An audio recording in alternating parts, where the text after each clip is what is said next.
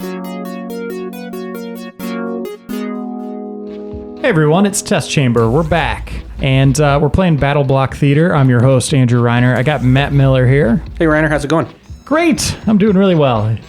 It's a nice cold day outside. There's a lot of snow in April. Oh man. Absolutely sucks. I hate this place. Minnesota's the worst. And then we have Game Informer intern Luis Garcia. How you doing, sir? Good. How are you doing? Good. So BattleBlock Theater, the new game from the Behemoth. The Behemoth. And published by Microsoft exclusively on Xbox Live. How is it? It's a blast. I love this game. This is basically a straight up platformer with kind of a cool premise. The reason it's called BattleBlock is because the whole game is kind of built around these blocks that you're slowly learning how to use to your advantage, right? So you can see I just bounced off of that kind of trampoline style block. I've got this crazy fluffy block that I'm going around on that moves back and forth. You've got these blocks that are explosive blocks. And so slowly over time, you learn the properties of the different blocks that are in the game world and use them to your platforming advantage. And why are you guys purple? You can pick your team color. You can change it between levels. We could be blue right now. We could be white. We could be all sorts of different crazy colors. Who's the scuba diver? That's me. That's Lewis. And Miller, you're an adorable koala bear. I am. It's kind of what I think of you. Oh, but look, I just got impaled on some spikes. Yeah, who designed this world? What a jerk. Well, that's part of the charm of the game. You're basically running around this world that is been created by some sort of sadistic cats who run this theater, and for some reason they like to see their people kind of die in horrible ways. They're prisoners. So we go through these platforming levels. It's worth noting that we're playing the cooperative campaign right now. The levels, though similar, are actually designed differently for when you play solo or when you play two-player cooperative. What the hell was all that? You got a yarn ball and some badges? Yeah, exactly. So you're going through the level. To complete a level, all you need to do is get 3 gems, which is, I think you'd say, Lewis, pretty straightforward, right? Yeah, it's pretty simple. It's not that hard to find the 3 gems that you need to progress. But the real trick is to get a good grade and get all of the gems that you need. Oh, well done, Lewis. Now, when I first saw this game, it was like a century ago. I might be exaggerating the years a little bit, but it was a long time ago at PAX Prime. Yeah. Behemoth, I'm always shocked and impressed and a little worried when developers have a hit like Castle Crashers, and then they go off and do something completely different. Yeah. Does this kind of live up to that game? I mean, did they make the right move? I think this is a great new game from them. It is a dramatic departure from the brawler sensibilities that you had with Castle Crashers, but it's clear once you play this game why it took them so long to make this game, because it really is a game in terms of scope and size that's just as big as like a Super Mario side scroller. Castle Crashers, you could play that multiplayer, it's the same game. This game, you have a different co-op campaign and single player, correct? Exactly. Like the missions are, you can kind of see the ways that the levels are similar when you play them, but they're effectively new puzzles when you play them cooperatively. You saw just a bit ago that like Lewis and I kind of cooperatively moved across this area that we wouldn't have been able to do on our own. And so the levels are designed for co-op in a way that very few other games are. The only, a comparable game might be Missplosion Man that has some cooperative levels that are designed to be played with 2 players. I think I might need your help up here to get through. So does the camera pan out like that on its own? Yeah, it does. And then how did he get warp right to you? Was there like a portal, or is there a button that just brings you to No, yeah, it was yet another kind of interesting block. There we go. Now we're at the exit. It's like a teleport block. And so over the course of the game, they constantly are layering in these new blocks that you're learning the properties of until you get to the end stages, which are just crazy hard. You can see the other special pickup that we got. You mentioned the yarn ball, right? The yarn ball is something that you get There's only one per level, and they're special items that you can use to pick up new weapons. Uh-huh. I wanted to show you this kind of cool little area. On every world, you can go into the gift shop, and you can go and buy new heads. So if it's telling you right here, these are new prisoners, supposedly, that you're unlocking with the gems that you've gotten.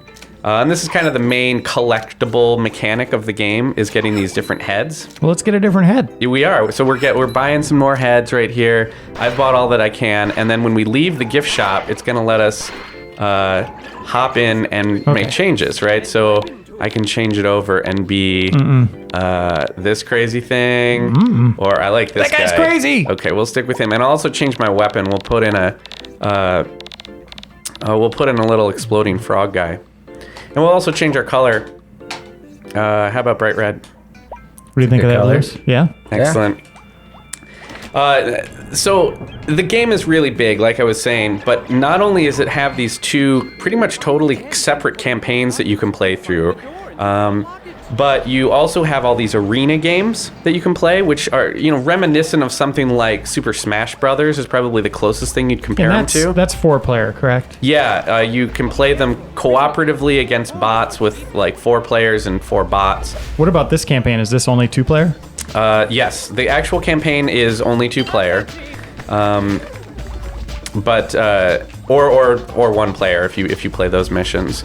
Not sure where we go here. I'm trying to remember. Looks like a teleporter block on that side. Oh yeah, we got to go back over there. Good call. I'll just point out, if that square Yeti were real, I'd hug the hell out of it. Yeah, isn't he cute? He's adorable. But the arena games can keep you busy for a long time, and there's a matchmaking service online that hooks you up with other players quite quickly and gets you going on matches. I bet there's a secret over there. Yeah, nice job, Luis. And so that's going to keep you busy after you beat the campaign. But wait, there's more, Reiner. What? It's like The Price is Right. I know, it's crazy. In addition to all this stuff, they've got a full level editor in here, which is actually a really smart idea if you think about it, because the fundamentals of the design of this game, once you actually have all the blocks in, is not that crazy, right? Like, you just have these different blocks that you can put into play, and then you're kind of off to the races to make the levels that you want to make. And so already, even in these first few weeks that the game has been out, this guy, it's like Dr. Seuss. Yeah, this little bird thing. It took me a little while to figure out. He shows that there's a secret exit to the level. So somewhere around here, I bet it's up here actually. Do you want to come up here, Luis, and see if we can hop up together? I might need to pull you up. That was cool. Yeah, and let's see if we can get it. Okay, now drop me. Secret. Oh, you're gonna get to hear that already. Super Mario style. Now you're gonna get to hear the awesome secret level music, where the narrator sings to us about all the secrets. Now, Luis, one of my favorite things about Castle Crashers was the humor. And obviously, it's not fair to compare it to Castle Crashers. They're two very different games. But does it have some of that kind of same writing and visual humor that they had in the other games? I think it's goofy. I haven't played a ton of it, but the design of the cats that have you captive and just little other aspects during the platforming, like the way you die, it's not gruesome so much as it is kind of like a Saturday morning cartoon with a little bit of a teen slant to it. Right. They also obviously have this narrator guy who's singing for us right now, but on a normal level, he's just kind of constantly offering commentary about how bad we're doing, or about why we want to get the gems and all that kind of stuff, and so that adds some humor. I think the humor personally is a little bit hit and miss. A lot of people really love it. And for me, I think there's definitely times it makes me chuckle, and then there's other times that I'm just like, it's kind of grating. But they do include options. I really appreciate this, to actually turn the narrator off if you don't like him, or even if you like him initially, but after a while you're fed up with the comments and you want to just kind of play the game, which is pretty cool. And the game's out now. It came out last Tuesday, correct? It is indeed. Or last Wednesday. I don't remember when it launched, but it's out there now. What's your final verdict on this, man? I gave this game a 9. It's really one of the best platformers in years. I put it right up there with Super Meat Boy in terms of like really unique takes on the platforming genre. And the fact that you can play these levels that are very particularly designed for you to play with a buddy is just awesome. You know, that's something that actually more well-known platformers like Mario don't do.